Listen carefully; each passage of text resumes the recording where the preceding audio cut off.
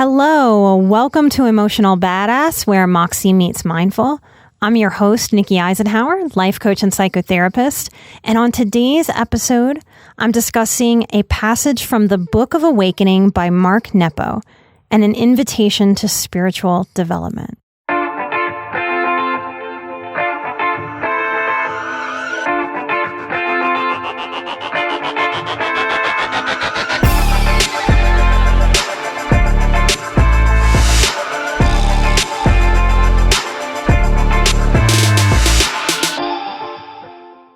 If you're on our Emotional Badass Patreon, then you have received the list of books that I believe basically helped grow me into an emotional badass. And Mark Nepo's book, The Book of Awakening, is on there. It's certainly one of my favorites. It's a powerful, powerful book. I want to read today from it for you. And I'm reading the passage from September 22nd. Now, this episode is a question. Maybe some of you listen to me to help gain answers. A lot of times the answer is in the questions that we ask ourselves. I want to ask you, will you face sacred moments? And if you weren't focused on something outer, what inner work would benefit from your attention? Mark Nepo says, facing sacred moments. The higher goal of spiritual living is not to amass a wealth of information, but to face sacred moments. This is a quote by Abraham Heschel. Mark Nepo says, maybe it's part of being American, this want to build on things instead of facing them. After all, our ancestors believed it their manifest destiny to keep moving on until they ran out of land. But now that there's nowhere left to go, a different sense of exploration that has waited centuries is calling. Instead of building a road to somewhere other than where we are, the life of the Spirit requires us to open doors that wait before us and within us. This is what Abraham Heschel calls facing sacred moments. The opening of doors into the life we already have. The effort to build our way elsewhere can be admirable and even heroic, but it often distracts us from inhabiting the life we are given. Certainly, there is nothing wrong with bettering our outer circumstances, but these constructions mean nothing if we never face the very pulse of life that waits like a kind mother at the edge of our exhaustion. I love how Mark Nepo puts that there is nothing wrong with benefiting our outer circumstances, but these constructions mean nothing if we never face the very pulse of life that waits like a kind mother at the edge of our exhaustion. You hear me talk about inner child work a lot, and that's what we embody in inner child work. A kind mother, a good enough mother, one that holds space for us and allows us to do the deep work of looking at ourselves, of getting to know ourselves, not in such an outer way, but in more of an inner way. Will we face sacred moments? How does this show up for you? Do you pursue achievement external to yourself? What happens if you turn that inward? If you weren't focused on something outer, something external right now, what inner work would benefit? This writing by Mark Nepo might explain to us a lot of the angst, a lot of the anger, a lot of the lashing out, the bitterness, the hatred that we're seeing in the world. In a lot of ways, it seems easier to focus on what's wrong externally instead of to pay attention to sacred moments internally. That's why a lot of the activism that we see seems like anger lashing out, hurt lashing out, bitterness lashing out. Before I share something that's intimate with you, with this audience, or with a client or anyone who shows up in any capacity that I work, the commitment that I've made to myself first and then everyone else is that I want to face these sacred moments within myself. I don't want to miss them. So I thought I'd share with you today 3 big sacred moments that I know I've faced in my life, and also the little sacred moments that I continue to face day in and day out. 2 of the biggest sacred moments in my life that I had to face internally was knowing when both of my former marriages were over. And in that knowing, it wasn't comfortable. It wasn't what I wanted. It wasn't where I wanted to be in life. But I knew that if I didn't face the reality of where I was and what I needed to change, that I would stunt my own growth, that I would thwart my own forward motion and momentum. There's a deep truth that happens in my belly, like a settling, a calming, when I'm facing a big sacred moment within myself. It's as if my intuition goes, yes, this. And other parts of me know very well that I can avoid that. I can get distracted. That's what a lot of drug use, a lot of addiction, a lot of drinking often is. I read many years ago that one of the reasons we call alcohol spirits is because drinking alcohol takes our spirit away. We wind up having very weird relationships with things external to us when we're avoiding big sacred moments with ourselves. Another big sacred moment, when I was willing to risk losing my entire family to speak my truth.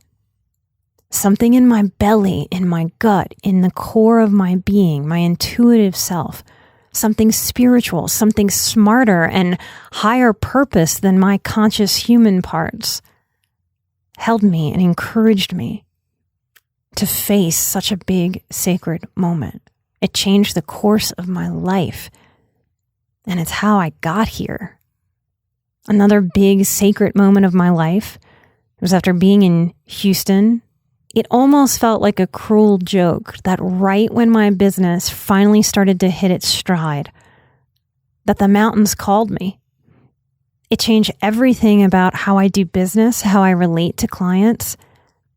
And by facing that big, sacred, internal moment of my spirit calling me to make a change that wasn't easy, a change that upset a lot of people, a change that scared me. I found more of myself, more of my voice, more of my passion. What happens in life if we're avoiding these big sacred moments just because they're scary, just because boats are going to rock? We wind up missing these important callings. Little sacred moments in my life happen all the time. I live looking for them. They feel like an invitation to my own spiritual development.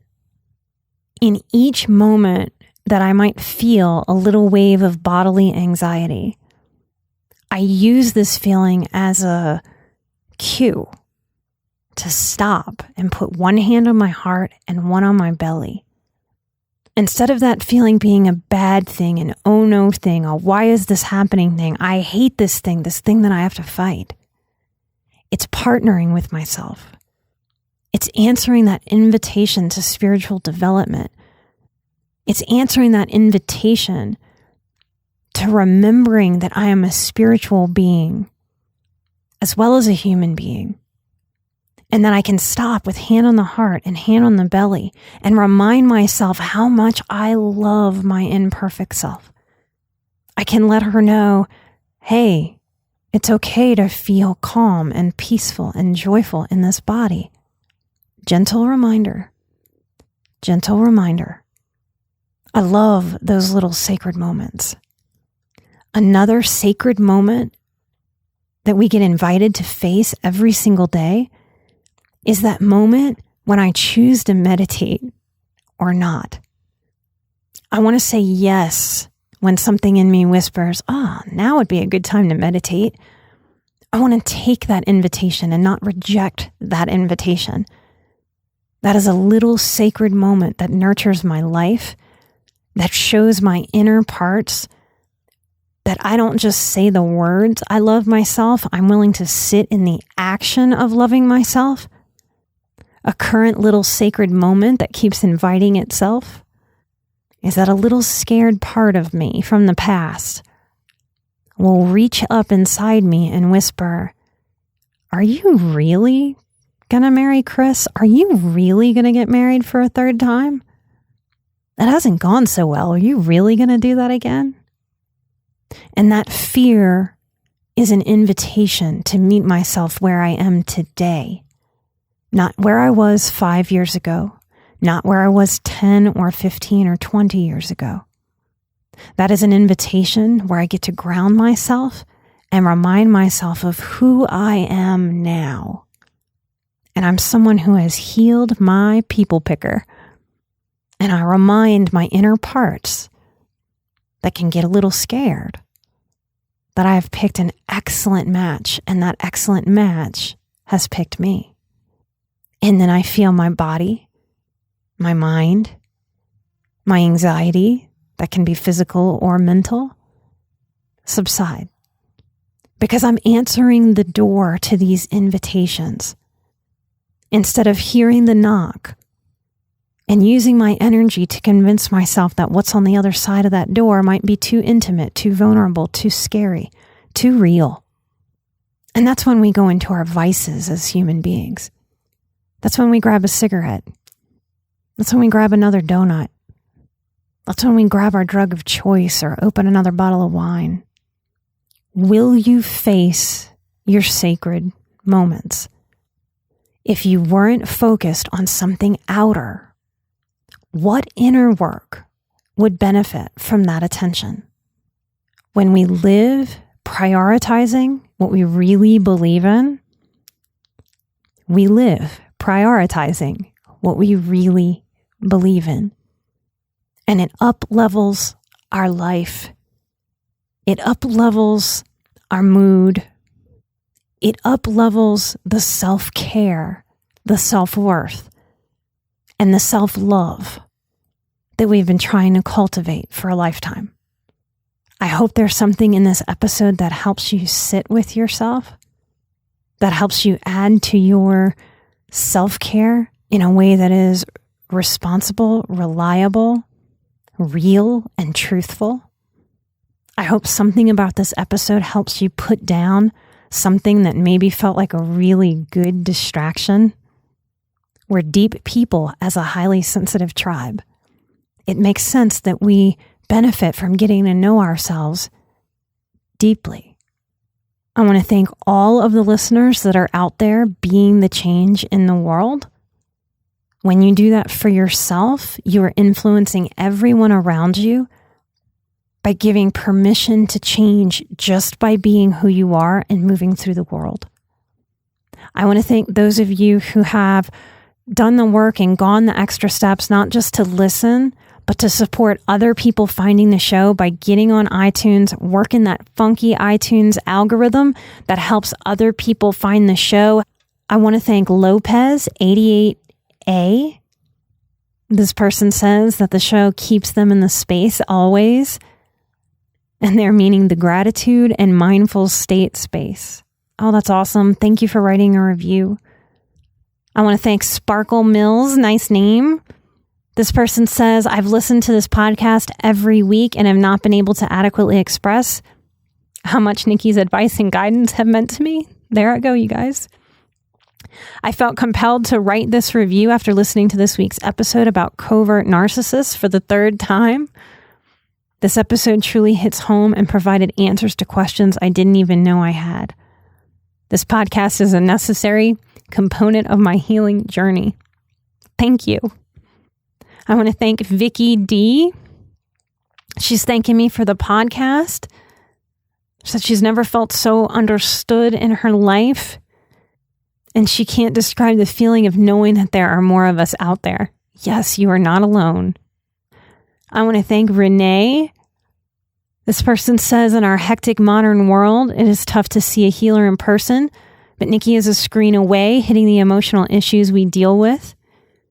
My fun and comforting voice helps on the journey. And she said to bless me. Thank you, Renee. I want to thank Sarani Mel. Just a big thank you. And I'll read one more. Thank you, Taz Goff 85. Oh, we got a firecracker, you guys. It says, I love you, my fellow coon ass. But seriously, if you're from Louisiana, it is a term of endearment to be called a coon ass. It's kind of like what we call country swamp people. And it is a term of endearment. We're weird that way in Louisiana. And this person says, the one thing that hits home is the who do you think you are? And this person remembers being a child, feeling the vibe of that and trying to figure it out. Really, seriously, thank you guys for taking your time to write this stuff out.